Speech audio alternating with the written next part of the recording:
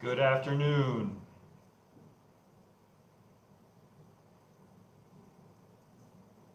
Good afternoon. Good afternoon. 12 o'clock, Friday, the 31st of July. August tomorrow. Good afternoon, White Plains. Thank you for taking the time out of your day to jump in for this live COVID-19 community update and Q&A. Or maybe you're watching this later on at a different time at your convenience. We are going to also make sure that this video is downloaded and linked on our district reopening page so that you can, if you're not a Facebook user, you will be able to listen in. This is a little bit different than last time or last several times that we've done Facebook Lives, in that we asked you to send your questions along ahead of time. The last time we did a Facebook Live, there were like somewhere around 470 comments, questions, statements, and it became difficult to sort of manage that, and I'm a stickler for trying to answer every question. Of course, right, teacher in me. And what we wanted to do was bring them all together, compile them, and then address them with you this afternoon. So just know, if you're putting questions in the feed, I'm not going to look at them. I'm not going to be able to look at them. So if you do find that I haven't answered a burning question in your mind this afternoon, feel free to reach out to us. We're happy to help. I'm happy to answer your question.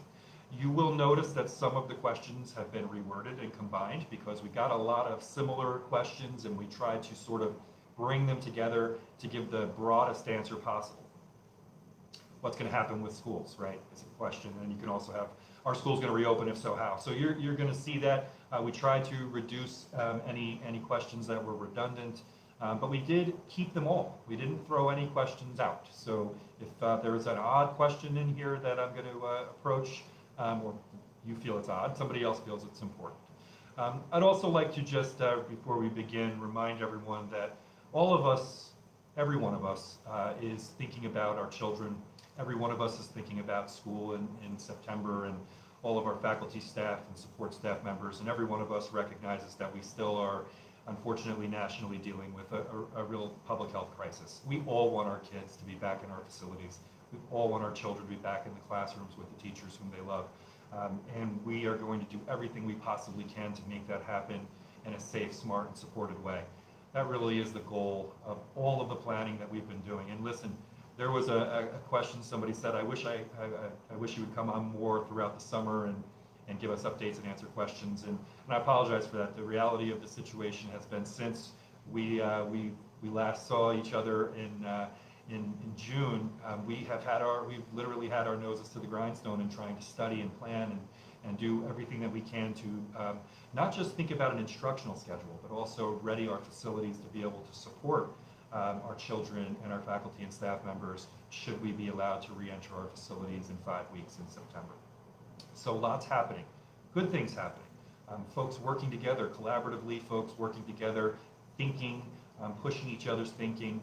So today is really the culmination of what I would say the first part of the thinking process. We are going to be posting our draft plan, and I keep calling it a draft plan because it's a living document. It's going to change. What you read this afternoon when we post it up on the district's reopening webpage is very, very likely going to change as we move forward. It certainly cannot be viewed as the plan for the entire academic year. And that's important to say, because I know, and we know this from surveys and from talking with parents and guardians and community members, that everybody's coming at this from a different place. Sure, every one of us wants to make sure that our children are safe and secure. Absolutely, no question about it. But we all have different needs, and we're all coming at the question about schooling in a pandemic from different places. Many of you have come to me and have, sort of incredulously and understandably have said, Joe, I can't go bowling. We're not allowed to bowl. How are you thinking about opening up facilities? It's a fair question. Can't go to a restaurant. Can't go to the gym. Fair questions, all fair questions, all good ideas. So it's been a real positive process in a challenging time, and I want to thank all of you for all of your help with it. I want to thank you also for being conscious that all of our community members are acting out of good faith and just want the best for our children and their children. At the end of everything, when all is said and done, the most important thing is our children are safe and secure and healthy, our community is safe and secure and healthy, and we get back to schooling and making sure that our kids are having a wonderful, high-quality educational experience. That's extraordinarily important to all of us. So, enough said, right? I am going to just start into the questions, and what I will do is I'll read the questions to you out aloud, and then give my best to answer. Now, if I don't have an answer, I'm going to tell you I don't know. You know this about me. I'm not going to tell you that I know the answer to something that I don't. If there's still outstanding information that we need to get from, let's say, the state of New York, or perhaps even the federal government or healthcare professionals, I will tell you that that's information that we're still waiting on. But I will absolutely do my best to answer the questions based on the information that we have right at this moment. So we're going to start off with health safety. Number one, what are the protocols in place for me to be ensured that my child is going to be safe? So you're going to see that there are a tremendous amount of operational protocols that are going to be in place. Everything from making sure that we're screening all of our children and employees before they're coming into school, making sure that there's ongoing checking for wellness and all of the PPE and everything else that's needed in the buildings. And that's all going to be framed out for you in the draft plan. You'll be able to see all of that. And think about how that's going to impact. We're also following all of the guidance from the New York State Department of Health. So all of the guidance and the requirements from the New York State Department of Health is incorporated into our draft plan.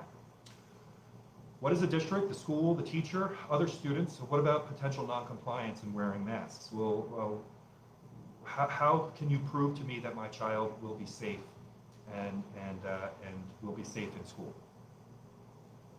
It's a great question. What I can tell you is we are planning for the safest approach into school.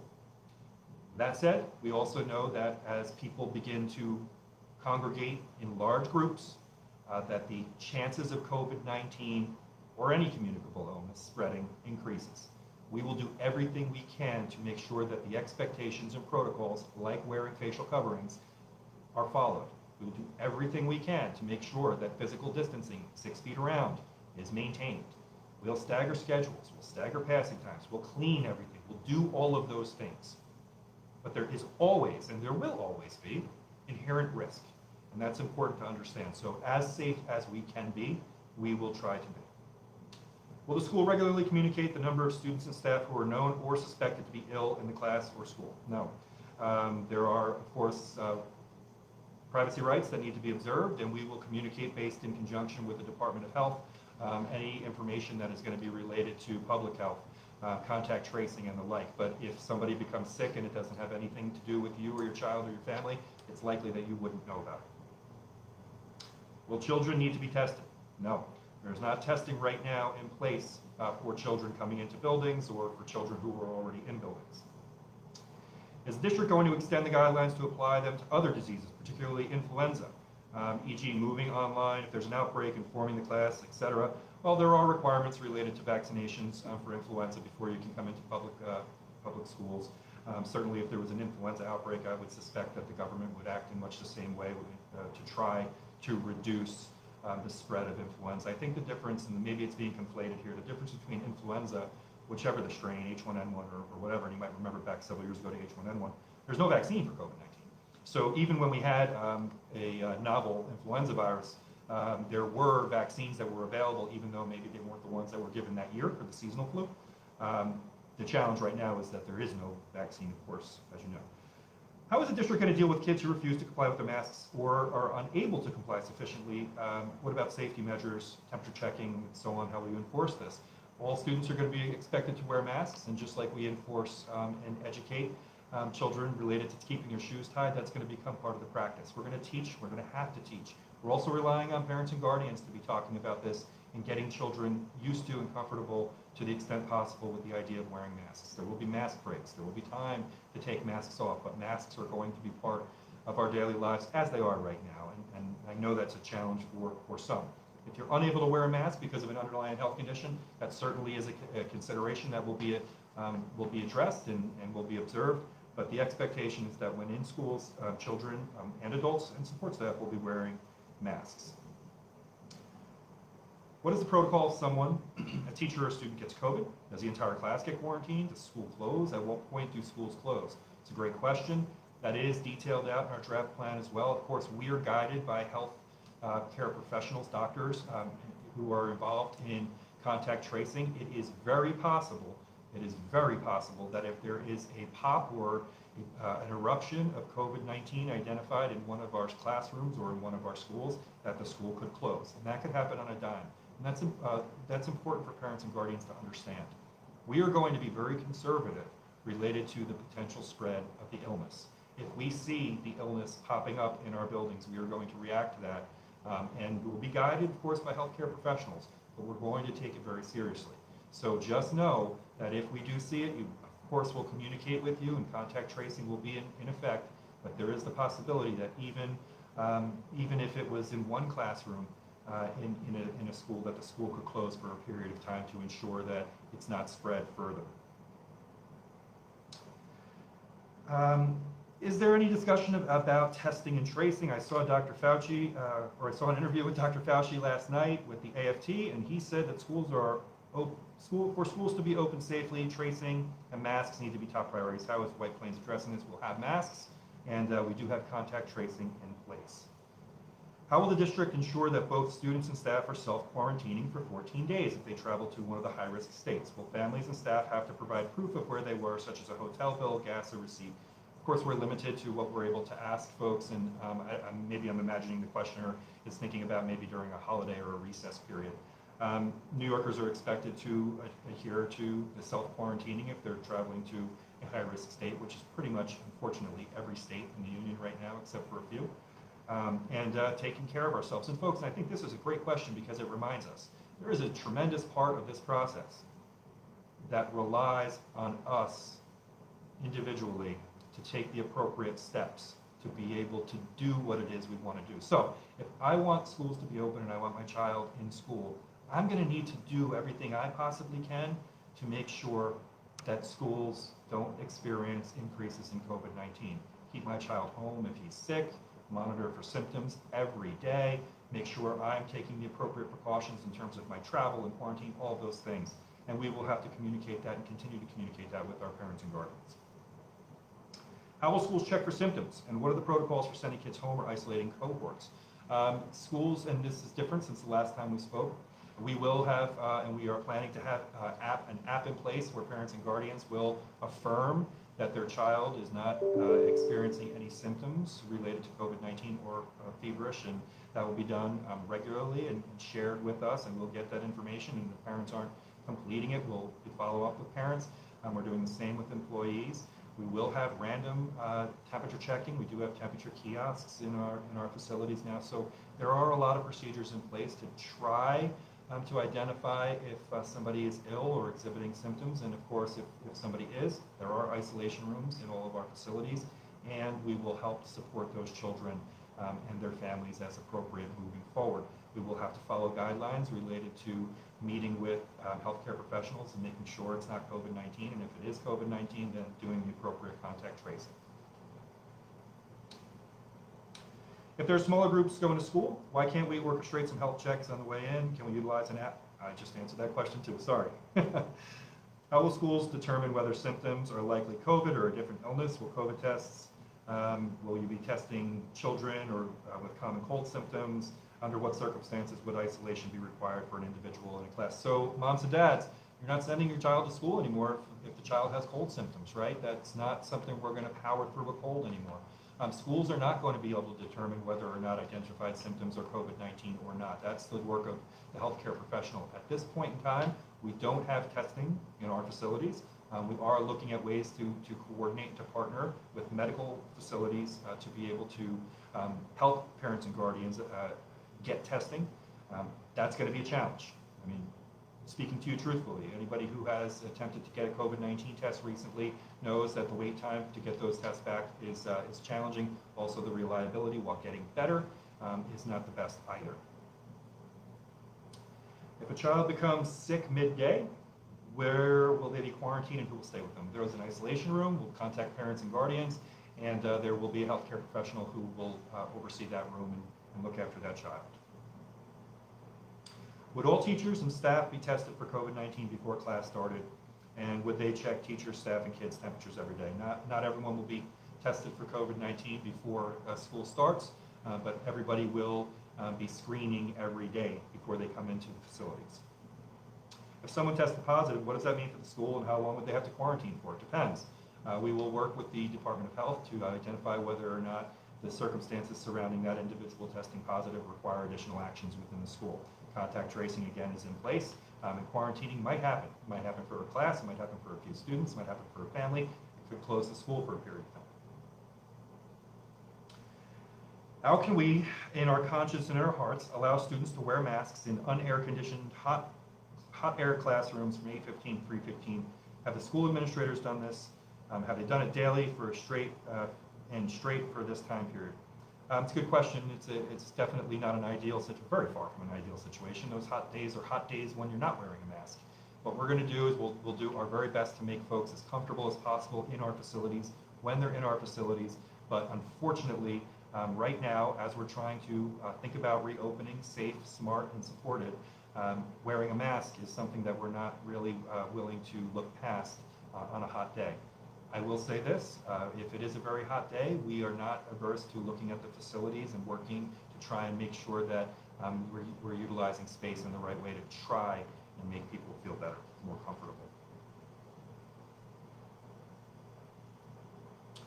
I'm a teacher at 2 schools in the White Plains. I travel. Will I be still required to go to both buildings? If one school is quarantined during the school year for a certain amount of time, how will I be required to go to the other building? I would suggest, thanks for your question, I would suggest reaching out to your supervisor and speaking about what the potentiality for your schedule would be, how that would look in a hybrid or blended model. How will the curriculum be adjusted to accommodate how much time it's going to take to get kids in the building with hand washing, distancing, A and B days, so on and so forth? So the pacing of a school day is going to look different. We are not going to cut corners. We're going to make sure that health and safety is first, and if that means that it's going to be a little bit slower, that's fine. Teachers are really talented, and we'll be able to adjust pacing so that we're keying in on learning standards and making sure that we're approaching learning standards in an appropriate manner. We will not do that at the loss of making sure that hand washing, mask breaks, taking drinks, all of those things are still going to be part of the school day. Since we're following CDC guidelines for social distancing and mask wearing, did we take into consideration the recommendations of CDC Director Dr. Robert Redfield, who is recommending that schools reopen? So, I guess the CDC certainly has recommendations, and they have changed over time. There is a big push to reopen schools, but we don't need to push. We want to reopen schools. We want to make sure that we're doing it safely, though.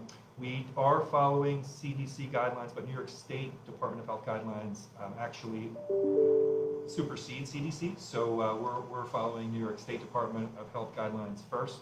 CDC guidelines are part of that. Very often the two interface, so they're almost indistinguishable. But yes, we want to open schools safely. How will lockdowns and fire drills be conducted with a mandate of 6 feet apart requirement? This is a great question. We did get new information on this question from the State Department of Education. We will be conducting emergency drills. There will still be social distancing during those drills. So the reality is we're going to be conducting a totally different kind of drill because during, say, lockdown drills, you wouldn't have 6 feet around. But drills are going to still be taking place. Will there be a no visitor rule within all the buildings to eliminate exposure? Yes, we are not allowing visitors except on a scheduled basis in our facilities until further notice. That's important to remember. It's going to be important for parents and guardians. We're not able to accommodate people just coming and going and keeping our cohorts and keeping our density down. So if you needed to visit the facility, that we're going to be asking that you reach out ahead of time and that you make sure you connect with the school. Facilities.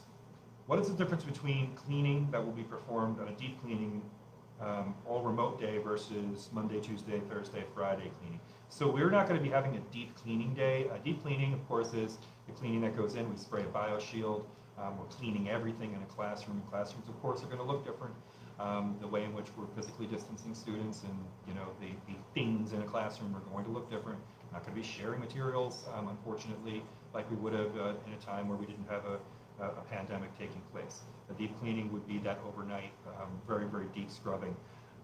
But we don't have a deep cleaning day. We're not thinking about a deep cleaning day, and I'll talk about that when we talk about what we're looking at in terms of our school approach, there is learning all 5 days. I would like to know if there'll be consistency across buildings regarding a day of cleaning. As a teacher and a parent in the district, I wanted to know if all kids will be home for remote learning and what this would help to alleviate possible childcare concerns. So schedules will be structured, and hopefully that will help. It really won't have anything to do with cleaning. It'll have everything to do with how many children we're able to welcome into the buildings every day, with 1 day of fully remote learning for all students throughout the district each week. What type of air purification or ventilation will be in place at each building? So we are in the process of changing our filters out to the recommended MERS filters, MERV filters, sorry, rating to make sure that we are in the best practice for trying to reduce the spread of illness through our HVAC systems. We're also going to keep the windows open as much as we possibly can. Does the school have enough hand sanitizer at this point for it to be constantly available to all students and staff in every building throughout the day, every day? We have hand sanitizer right now. We're on list to receive hand sanitizer and PPE, personal protective equipment, on a rolling basis, but also the entire country is experiencing a supply chain slowdown. So we have hand sanitizer, enough of it now.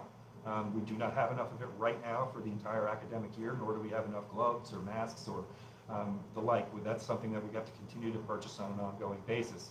And we are on the lists, we are in the queues for supplies, but as you know, every school district all throughout the country and many throughout the world are seeking these similar supplies right now. Will the White Plains City School District be providing each classroom with wipes, sanitizer, extra masks, and face shields for teachers? Yes, everything except face shields. We will have that in all of our classrooms, and we will have that available for all of our children and staff as well as needed. How are the kids going to be separated in the classroom? Will there be a shield on desks? We're only 6 feet away. So all of the instructional spaces will be with a 6-foot physical social distancing. In some cases, there will be barriers that are used. In all cases, there will be 6 feet and masks being used. Some classrooms have tables instead of desks. Will children be seated on one side of the table so that they're not sitting? They will be separated by 6 feet. Will there be air purifiers in the classrooms? Do all classrooms have proper ventilation? All of the classrooms that are utilized have proper ventilation according to code. There will not be air purifiers at this time, but like I said, we are changing the filters now. Can the district explore other learning space like renting tents and utilizing those spaces outside? Yes, absolutely, and we are. We're looking at the possibility of having tents for exterior learning opportunities and also just getting a break from the building on days where we have nice weather, and we're hopeful that we'll be able to accommodate that at all of our facilities. Transportation. Will transportation continue? If so, how many children on the bus? Yes, transportation is going to continue. Right now, we are asking parents and guardians, and we have already, through our survey to let us know if they intend to bring their child to school themselves or use the bus. Children utilizing the school buses will be required to wear their masks at all times. We will do our very best to physically distance. Of course, we're going to keep siblings together, but it's also important for parents and guardians to know that if a child's utilizing a school bus, it would be very unlikely, if at all possible, that they would be 6 feet apart on a school bus. So the question about how many children on a bus, as few as possible in order to reduce the density, but at the same time, we have to make sure that we're utilizing the buses appropriately to be able to get kids to school safely and on time. If we're willing to drop kids off at school instead of the busing this year, who do we inform? You'll reach out to your building level principal, all of the, just like we would in a normal year, a regular year. There'll be information coming out directly from the schools as well on procedures and process. And don't worry about that. You'll be able to let us know. Transportation will also be in touch, likely if they haven't already, and we can go from there. How do we, if we drop off, will drop off be car drive by, or do we have to park and walk? Typically at the schools, there are different scenarios. We're going to be coordinating also with security and public safety because we know that that's going to be a traffic concern as well, certainly at the beginning of the academic year. Density, though, remember, is reduced, so it's not all of the children all of the time dropping off. If we're carpooling with neighbors and the neighbor isn't on our emergency contact, how do we set them up That's a question that you could deal with at your school. However, remember, carpooling, think about that too, just with regard to potentially spreading illness. Not telling you what to do, but that might be something you want to think about. Will there be a staggered schedule? Yep, there will be different schedules for drop-off and pickup, and there's normally staggered schedules with our buses. Will early drop-off be an option for parents who must work early? Can we drop off?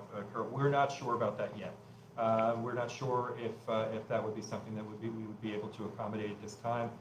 We're still working on a number of things, and that's one of them.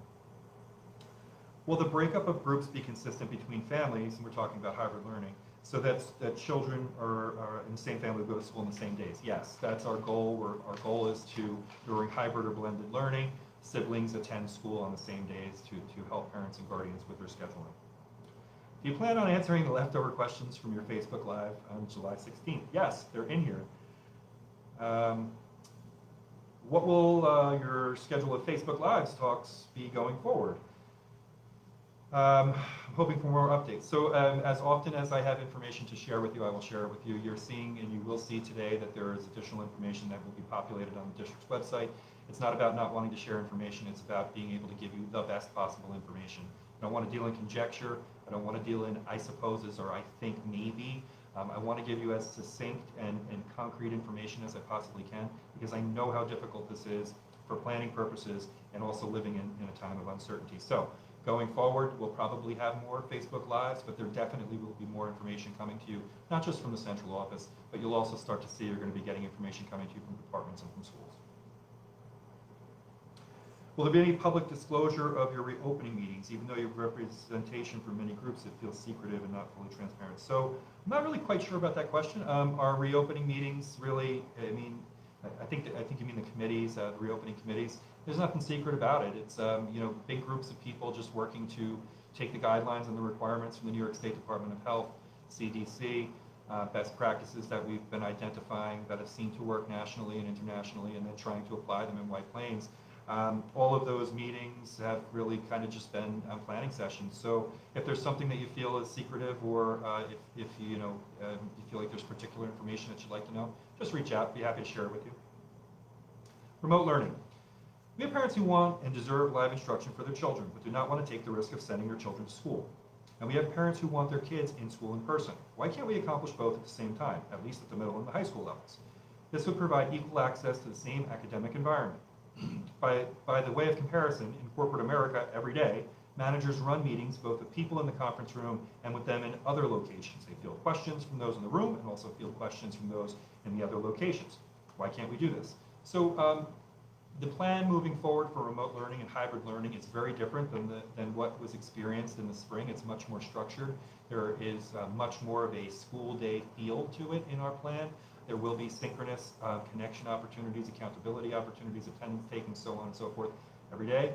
There will also be asynchronous or opportunities for students to work as well, but it will be a much more robust and a much more structured experience, I think, maybe than this questioner had experienced in the spring. So as we move forward and as you get an opportunity to explore our draft plan and see how it's being laid out, and we continue to share more information with you, I think you'll see that we are attempting to accomplish a similar goal. Of course, the comparison of corporate America and children is a little bit different, but our teachers are really tremendous, and they're already thinking and working, even though it is the summer, on ways to accomplish this, if we can, go into this type of a setting in the fall.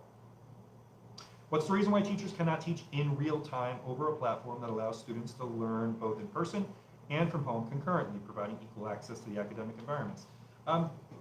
So it's not that a teacher can't teach in real time, and I think I think you'll probably see a lot. I know you'll see a lot more of that happening in a remote environment in the fall. In the spring, that happened too. Teachers were experimenting with a lot of different ways, and of course, the spring was a much different time. And I don't need to describe, everything that you've already experienced and you were living through at that point in time. Since we've had time to bend the curve and flatten the incidences of COVID-19 in our communities, and we've had time to plan and conduct professional development and think strategically about how we're going to approach learning in the fall. So I think you'll see that things are indeed different in terms of our approach to remote learning. What options are available for parents who choose to keep their child home and do remote learning? Will there be a virtual option? It's a great question. You know, I answered this last time, and I told you I wasn't quite sure yet. I'm not quite sure. We have a question that's still outstanding, and ultimately the question is, if a parent or guardian is saying, I don't feel comfortable sending my child to school, I want to participate in remote learning, can I do that? We are planning, we expect that we're going to be hearing from the state on that question. We're planning for that to be able to happen. We also know that we have children who are not going to be able to participate in in-person learning because of underlying health conditions, or perhaps there's somebody at home who has an underlying health condition or a concern, and we need to be able to support those kids as well. So that's why our remote learning platform, first and foremost, has to be robust so that children who cannot, for one reason or another, come into school can still have access to learning. Friends, I see you putting comments, or questions rather, in the feed. I'm just telling you right now, I don't know that I'm going to be able to answer them for you. I have 124 here, and that's why we asked you to send them along early. But I'll do my best, and maybe we'll even cover them. If we decide to do remote learning for our children, will the school still assist and give us guidance? We're going to do everything we can to help everybody, depending upon whatever their circumstances are. So yes, sorry. If we're in a hybrid model and choose not to send our children to school, very similar questions, on a scheduled days with a cohort due to safety concerns, can we still keep them enrolled in the district? So these are similar questions. So I'm going to say, if you're thinking about not enrolling your child or disenrolling your child, don't do that. Don't do anything like that yet. Particularly don't do that right now. We are anticipating that there are going to be ways to support our children regardless of the decisions that they make. And look, in our community survey, here's what we heard. You know, pretty much even splits, right? Quarter of parents want to come back full time. There's no way I'm coming back till there's a vaccine. You know, almost balanced. So we know that's the feeling in many communities all throughout the country, all throughout the state, and we're going to do what we can from a remote setting to be able to support families as much as we're able. But don't do any disenrolling or anything like that right now. How much support have teachers been given to develop remote learning coursework? If the focus has been returning to the classroom, or at least partially, are you confident no classes will be left scrambling if we have to suddenly go fully remote again? So teachers have really done an amazing job. I've been saying that since March, working hard, learning, growing, adapting, adjusting, and making sure that that's continuing to happen. It's the district's responsibility, and it will remain the district's responsibility to provide teachers and support staff with professional development to continue to allow for that growth. We've been doing it, I think, over 500 opportunities since March, more opportunities coming up. It is, of course, the summer. I know many of our faculty and staff members are planning and working right now, but I also hope that they have the opportunity to rest and recharge. When we do come back in August, there will be continued professional development. Am I confident that a class in the district will not be scrambling if we have to go fully remote? I can tell you that it will, if we have to go fully remote, it will be much different than it was in March. Remember, in March, our children left on the 13th of March and they never came back. So, you know, desks remained empty, teachers never came back. It was a much different kind of a place. If we have to move into fully remote because of a spike in the region or a spike in our community of COVID-19, there will be more time to be able to move into that setting. And yes, we are much better prepared right now for remote learning than we were in March. Please explain, giving specific examples, how you will create consistency between classes in elementary schools throughout the district. What will the standards be? Who will monitor them? What are the expectations in terms of how often teachers will host synchronous meetings? So you will see that there are now there are standards that will be across the district, and we're working with, and I should tell you that faculty and staff members were critical in creating the way in which we would connect with students in a remote environment based on what they learned in the spring. Students also, in addition to parents and guardians. So yes, you will see that in the plan. You will see that moving forward. Children will have schedules. Like I said, there will be accountability on both sides, both for children attending and making sure that work is coming and assessments are happening and learning and growth is happening.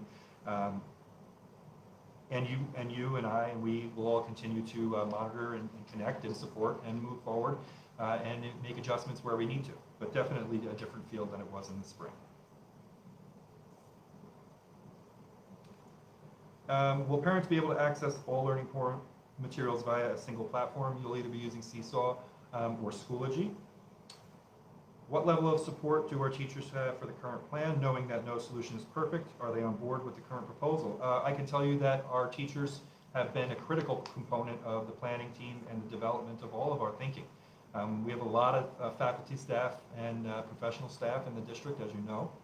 I can't say that every single person agrees with every single thing. I don't think that's ever possible. But what I can tell you is we have attempted to move through this process in a consensus building manner, as we do with everything, because frankly, if our teachers are unable to accomplish something or don't feel supported trying to accomplish something, it's not going to be fruitful.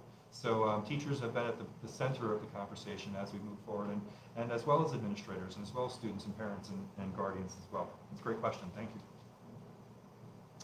Can you describe what exact improvements to remote learning are planned? Yes, I think you'll see that in the plan as well, and I think I kind of talked a little bit about that already. Will there be more resources available for parents to instruct at home? We're going to do more, and we'll have more available to help parents and guardians navigate the learning platforms, teaching how they can do this at home. We're also going to be teaching students how they're going to interact in a remote learning environment. Again, a different time now, very much, even though again, pandemic, very much less emergent in our region right now than it was in March, April, and May. So we will have that, and we are planning on taking those steps to make sure everybody understands how to use everything. How will classwork and homework be shared in case students need to miss school or go remote? Will it be a common platform to access assignments? Yes. When home learning can there be more ways for group projects? This way kids have more interaction than are isolated. Sure, that sounds like a great idea. I'm sure that's probably in the works. Will you be working with the Y to accommodate remote learning days? I'm a teacher and I must be at work every day, so I need daycare and remote support. We'll work with as many community partners as we can to support daycare and childcare needs. Anything that we can do, we will. Will there be consistency for all teachers and students? Will there be a structured master schedule? Yes.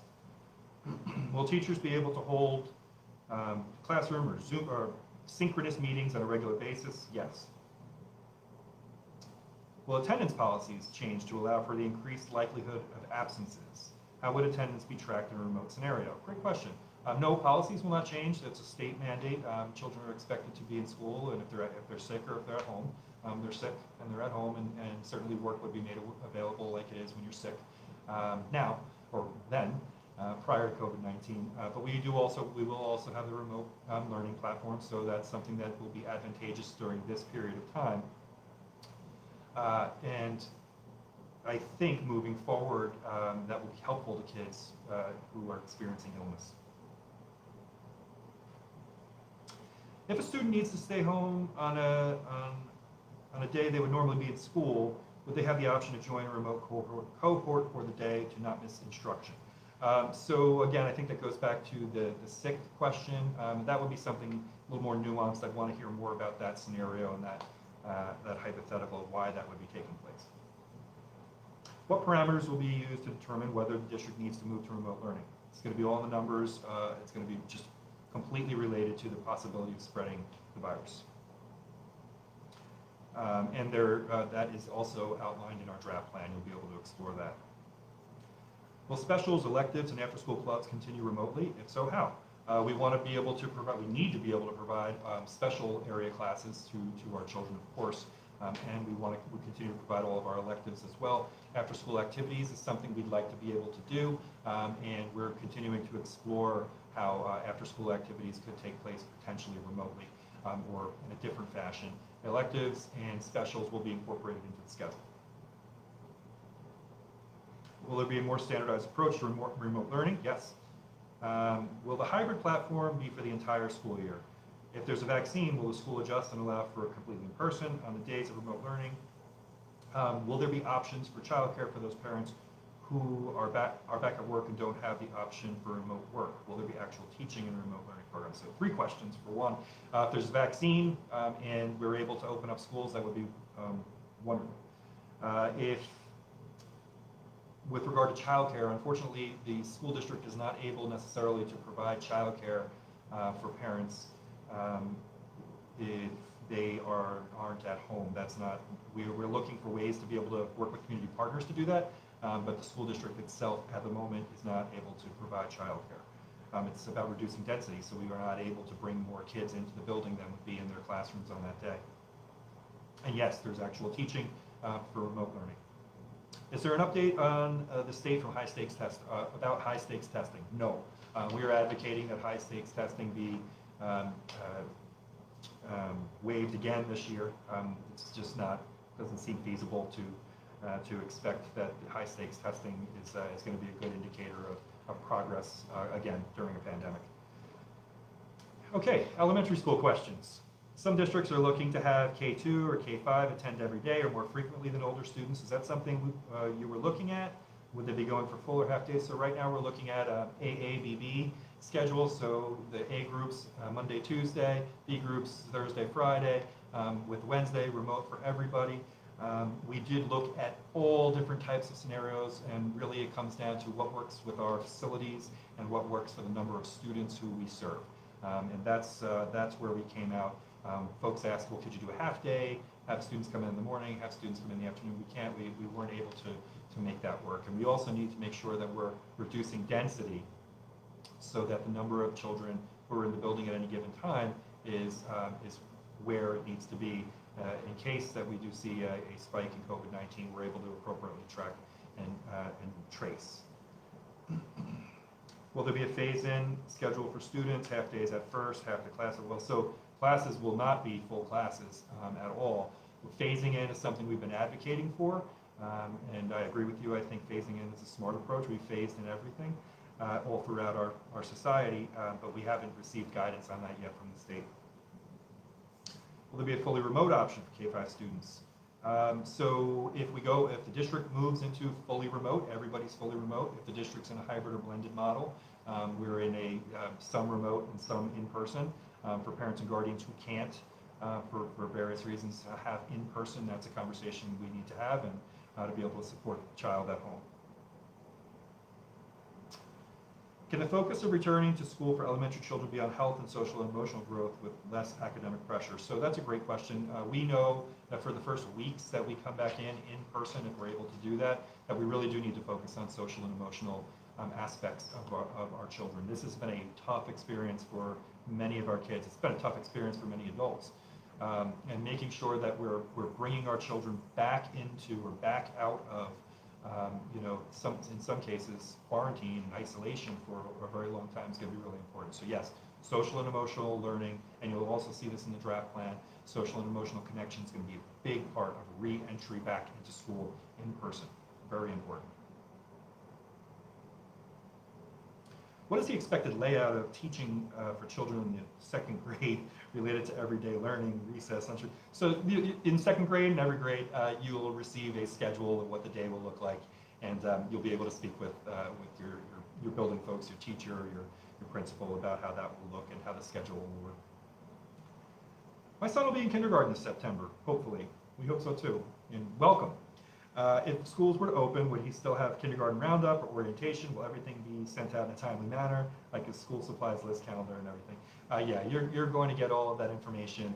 Everything that we can do in person, we would do in person. Things that we can't do in person, we'll do virtually. School supplies and all of that, don't worry so much about that right now. Remember, in many instances, we're not going to be bringing things back and forth from school and to home, so we want to keep supplies at both places. One of the challenges we had last year was when we went fully remote, many of our children had their supplies where? In school, like they should be. And that was a problem for them to be able to continue at home. So we'll get to you and explain how that'll work as we move forward in the next several weeks. And again, welcome.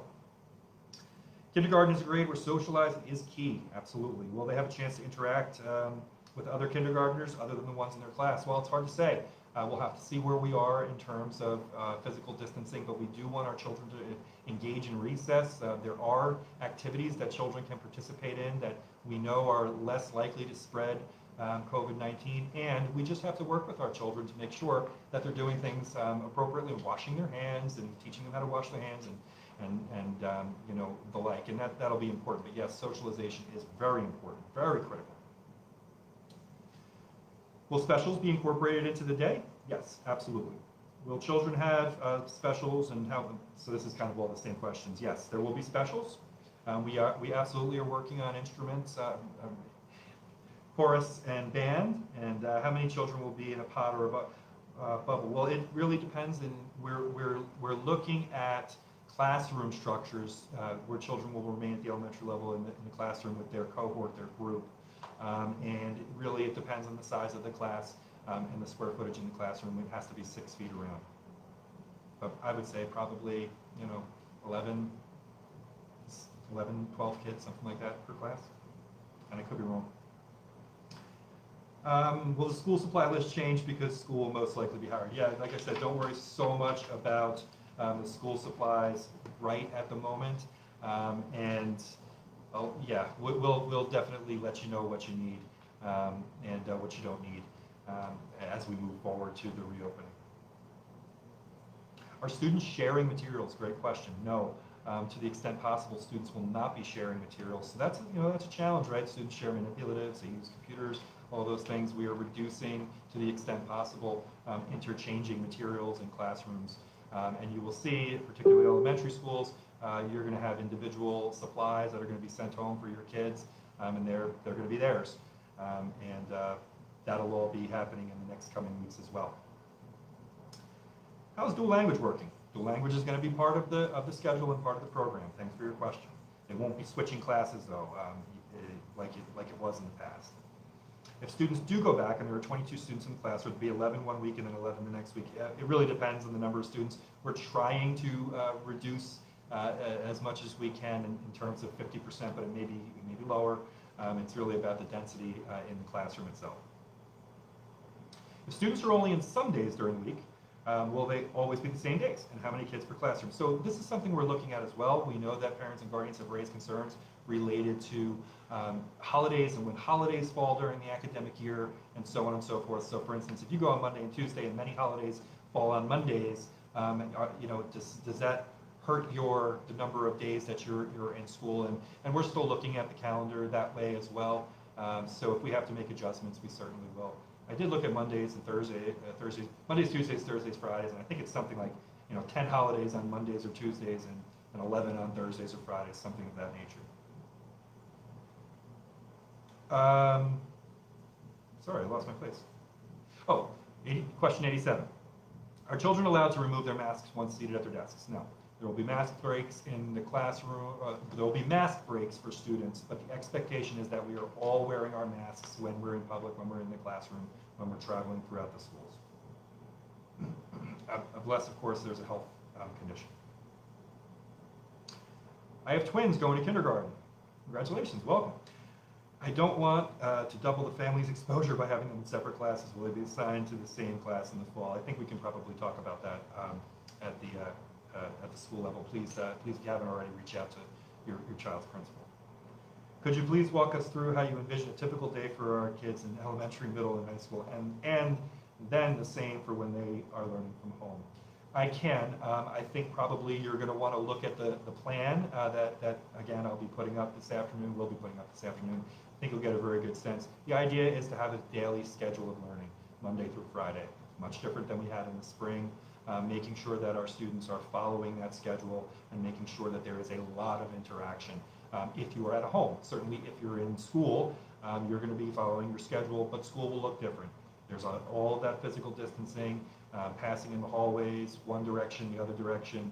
Lunches are going to be different. You're not going to be, you're physically distanced at lunch. All of those precautions have to be in place when you're in the facilities. Middle school. How will lunch be handled at Eastview and Highlands? Just very similar to how I just described it, physically distanced and broken out throughout the day. How will students be moving from classroom to classroom? Reduced density in the hallways, so if we have to stagger, when children move, that's what's going to happen.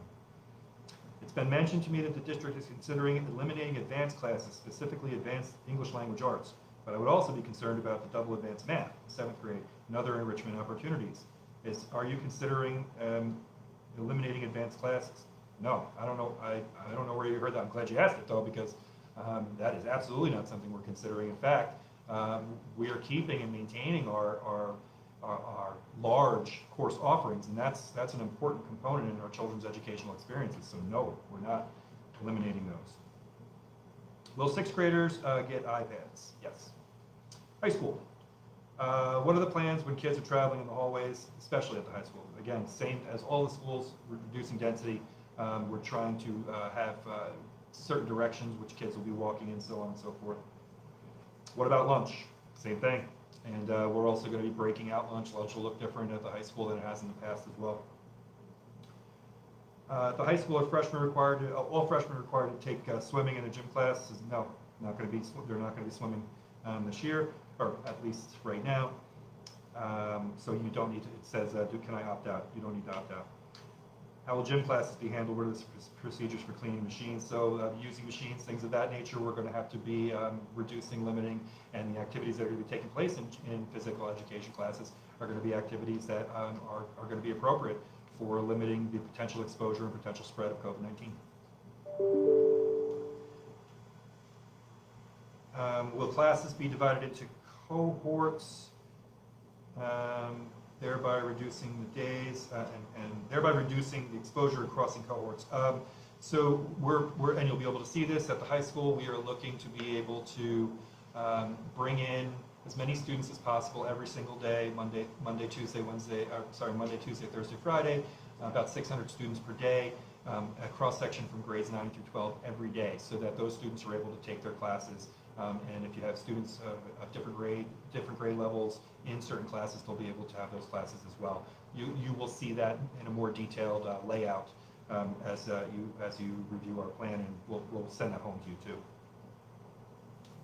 How will you handle high school students who span multiple grade levels? That we were just talking about that. What about band, orchestra, engineering, math classes? Yes, all those things. We're still working out band and orchestra. In order to sing, you have to have 12 feet around each individual performer, each individual singer. So we're working out that details now. Mr. West and his team's working hard, and they've been fantastic. Why is the district not considering AM and PM shifts as viable options for bringing in students and teachers back into school? We did consider it. Unfortunately, because of the configuration of our schedule, because of the configuration of our course offerings, the number of our teachers and the number of our students, we weren't able to create a viable schedule that would work AM and PM. Special education. Will high schoolers with individualized education plans be allowed to go to school for more days? Yes, some will, and that's a requirement, as you know, from the state of New York as well. Will there be assistance and supports for them? Yes. Will they get their required therapies? Yes. Can students still receive support from school therapists? Can parents receive materials? Yes. For OT and PT? Yes. All of those things. Thank you for those questions. Technology. Will a device be provided for my children or child, or do I need to buy one? No, you don't need to buy one. We will provide a device for all children. Question 106. Is there anything being done to lessen the area of the digital divide, like portable modems? Yes, we have hotspots for any students in our district who don't have access to the internet. We will be able to take care of everybody. Will or can the first days of school be dedicated to making sure students have what they need? Yes, absolutely. We are going to do that. Technology, how to use technology, how to access technology. Social and emotional. After months of isolation, what is the plan for guiding children back into the school and social development, especially if a remote option is offered? Kids are coming out of CPSE, dealing with quarantine, etc. Like we mentioned this earlier, very, very challenging situation socially and emotionally for children. Our plan is to, at the outset of the academic year, be really devoted to social and emotional care and support for all of our kids. So that is going to be the focus of our reentry. Will there be lists of resources if parents want to create pods, like ways to find educators? No, that isn't something that we would do. I also don't know that, I don't think you need to do that either. I did read those articles in the Times, but again, I get it. I'm not trying to tell you what to do. Question 111, given the option to do 100% remote learning due to high-risk members in our household or residents, how can schools help kids socialize and develop friendships? This is especially true for incoming Eastview students. They're transitioning to a new, bigger school after 6 years of formative years in elementary. Yeah, absolutely. We are looking for ways to be able to connect if we are in a remote environment, students remotely in a positive way. That's a real challenge, but happy to keep working on that with you and happy to support you if there's any way we can particularly support your individual student. If a death occurs due to COVID-19, are therapists, counselors available to students and faculty members? I just want to think about that. I just want to sit with that for a minute, right? Because that's what we're talking about. We're talking about health and safety, right? And God forbid somebody were to get sick. God forbid somebody were to die from COVID-19 or anything else. And we've experienced that in our community. We did in the spring. We don't want again. But the answer to the question is yes, there are therapists and counselors available to students and adults. Will more psychologists and social workers be available to help students and staff with emotional effects of the situation? But we're here. We're ready to support. If you need help, let us know and reach out, and we'll be happy to answer and support in any way we can. General questions. Question 114. Could you please explain how the parent survey was used? I assume the plan had to be pretty final by July 28th for submission today, July 31st. So if the student survey closed on the 28th, how was the data used? So the survey closed on the 24th, but your point is still taken and a good one. That's a quick turnaround, right? Well, that is exactly what we've been living and how we've been living since the outset is just operating in such quick turnaround times. That's why we don't have a final. What you see going up today is not a final plan. What you see going up today is the first draft plan. It's the first plan that we're putting out, and it will definitely change.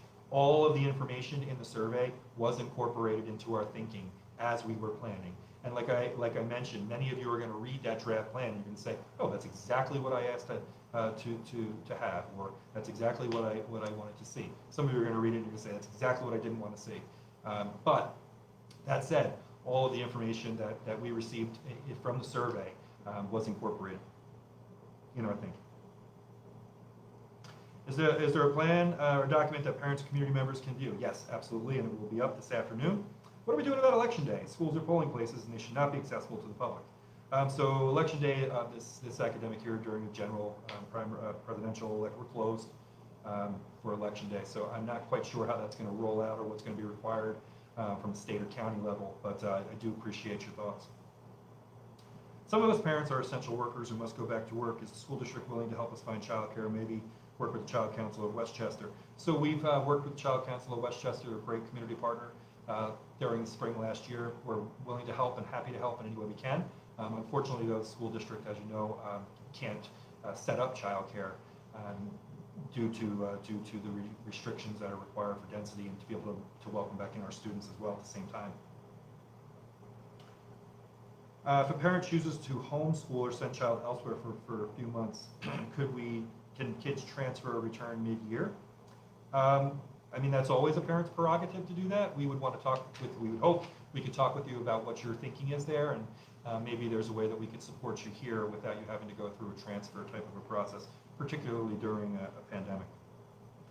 If we withdraw our homeschooling materials available, yeah, I mean, well, for parents who decide that they actually want to homeschool, of which there are a few, it becomes then the requirement, and the responsibility of the parent or guardian to actually adhere to the New York State learning standards.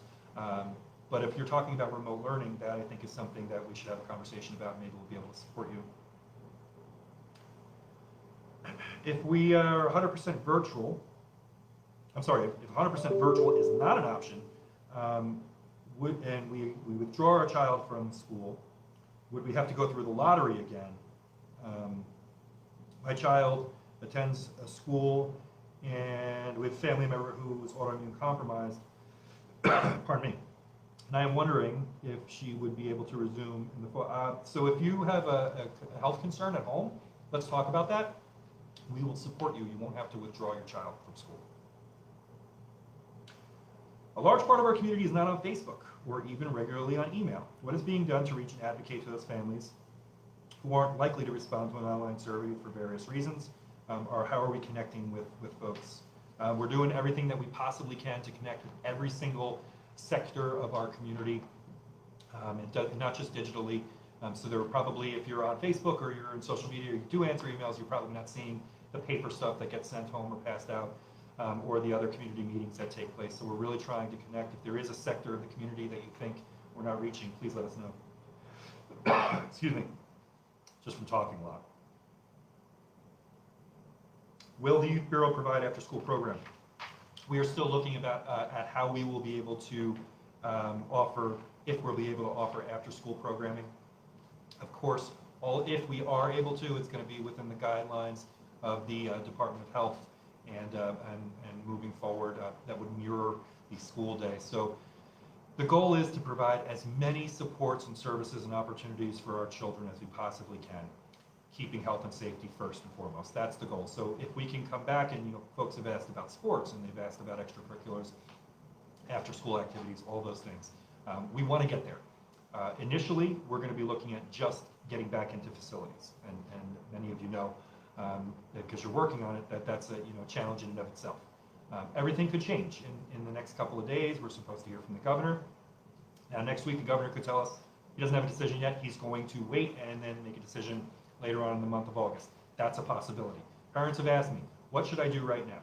What you should do right now is check out the draft plan, start thinking about the draft plan, start thinking about the draft hybrid schedule, start thinking about, pardon me, how that may or may not impact you, and start thinking about all of those things. And at the same time, recognize that things could change, that plans could change. What we're going to do is communicate, communicate, communicate. We are going to try to keep you as up to date with everything as possible moving forward. So now, that was a lot of questions, and 544 of you hung in. There were like 800 people at one point in time, but 544 of you hung in. Thank you for that. What I am going to do right now, because you hung in, is I will actually scroll back up, and thank you, Mrs. Torres, giving me a drink of coffee, and scroll back up into the feed, and I will actually look and see if there are questions in there that I can answer. I don't know that I'll be able to see all of them, but I'm happy to take a look right now. Lots of questions.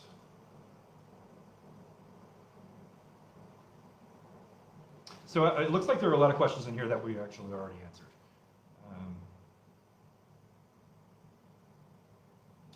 Kids should be 12 in a class. So just remember, it's about the number of students in a class.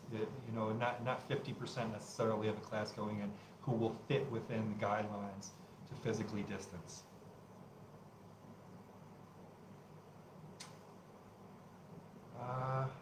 Looks like I answered a lot of these questions. Some of you are just kind of putting thoughts out there, which is great, and they also look, and I want to say thank you. This is an emotionally charged conversation. Of course it is. It's about our kids during a concerning time, right? And I really do appreciate you being caring and supporting and loving to each other, even if your opinions differ. The last thing any of us wants to ever do is to move forward, and then God forbid something difficult or challenging happens, and we were advocating for the wrong thing. So for other people, right? You can advocate for ourselves, but just I thank you for that. Thank you for being so supportive of each other. All right, I don't think I think we're answering all the questions. I see Principal Osario's on there. Thank you so much, Principal Osario, helping folks out. Liza Torres, thanks so much, Mrs. Torres. Face shields, goggles recommended by experts. Yeah, I just heard that. I heard Dr. Fauci said something about wearing goggles as well. We don't have goggles yet on our list of PPE, but you bring up a good point. Personal protective equipment, again, high demand. And here's what I can tell you: if we don't have all the appropriate PPE to be able to operate, we won't be able to operate in person. So that's a good point, and thank you for bringing that up. Thank you for everybody's efforts. It looks like, I'll go through these again, but it looks like we hit many of the questions. So here's what I want to say. It's Friday, it's 1 o'clock, you spent an hour with me. I want to say thank you. I want to say thank you for sending in your questions. I want to say thank you for all the advice, the recommendations, the constructive criticism. Thank you for everything that you're doing. We're going to share all the information that we have. That information is going to change, depending upon the landscape, depending upon what's required in the state, depending upon what's going to be best for our community. We will keep you updated. We will make sure that we're sending you everything we have, everything that we know. I will also come back. We'll do additional live updates and Q&As as we move forward. This weekend, you will read the draft plan, and you will know that it will, again, I'm sorry, but again, it will change. But by reading the draft plan, you'll get a sense of our thinking. You'll also get a sense of operational concerns, operational requirements, and we'll be able to move forward together. We are going to be fine. We're going to move forward together, strong, safe, smart, and supported, and we're going to make sure that we're doing everything we can to support our children. I want to thank you again. Stay healthy, stay safe, enjoy the weekend, and stay WP proud. Thanks, everybody. See you soon.